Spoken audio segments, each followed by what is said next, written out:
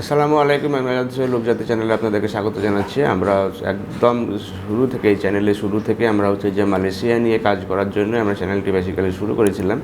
এবং যারা আমাদের এই চ্যানেলটি আপনারা ঠিক মতন দেখে থাকেন তারা জানেন যে আমরা যে মালয়েশিয়ার একটি বড় অঙ্কের লোক কলিং ভিসার মাধ্যমে পাঠাতে সক্ষম হয়েছিলাম। এবং যেহেতু এই মাস থেকেই যে তাদের যে সফটওয়্যার মানে কলিং ভিসার যে সফটওয়্যার ছিল সেখানে বাংলাদেশি কোনো পাসপোর্টের এন্ট্রি বন্ধ হয়ে গিয়েছে এবং এখন করে নতুনভাবে কোনো কলিং ভিসা করার পসিবিলিটি একদম শূন্যের কোঠায় আছে।